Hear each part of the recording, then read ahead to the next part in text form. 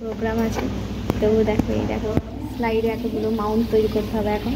তো বেচারা কী করবে, ওর ভাগে কাজটা পড়েছে। তো এই দেখো মাউন্ট করছে এখন। সবাই সুন্দর করে সেজে এসছে, কারণ আজকে আমাদেরও একটা স্পেশাল ডে। তো তোমরা দেখতে পাবে ভিডিওর এন্ড অবধি কী হচ্ছে না হচ্ছে। এই দেখো কাজকর্ম আমরা শেষ করছি তাড়াতাড়ি করে, আমরা সকলে মিলে শেষ করছি কাজ।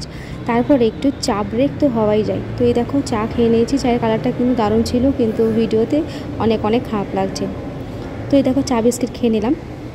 এবার খেয়ে নিচ্ছি আমরা আমাদের সিনিয়রসদের আজকে ফেয়ারওয়েল ছিল। তো সেই জন্য আমাদের সিনিয়ররা কী খাওয়াচ্ছে দেখতে পাচ্ছ। পাশে আমার বান্ধবীকে বললাম তুই সবগুলো বার কর, আমি ভিডিও একটা ক্লিপ নিই। তো এই দেখো প্রথমে বার করে নিল পাঁপড়, তারপর হচ্ছে একটা মিষ্টি ল্যাংচা আর কি।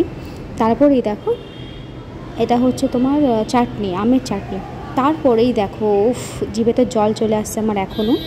ফ্রাইড রাইসটা অসাধারণ ছিল। আমি তো ভেবেছিলাম হয়তো ফ্রাইড রাইসের ওই উপরটুকুই এরকম সাজানো রয়েছে, কিন্তু না, ভিতরে খুলে দেখলাম আর একটা ম্যাজিক।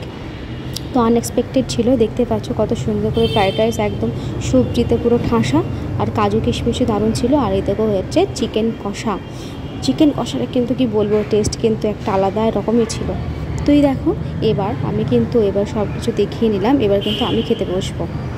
তো গ্রেভিটা দিয়ে আমি একটু যখন ফ্রাইড রাইস দিয়ে মুখিয়ে নিলাম, সত্যি টেস্টটা কিন্তু অসাধারণ ছিল, আর চিকেনটাও অনেক নরম ছিল।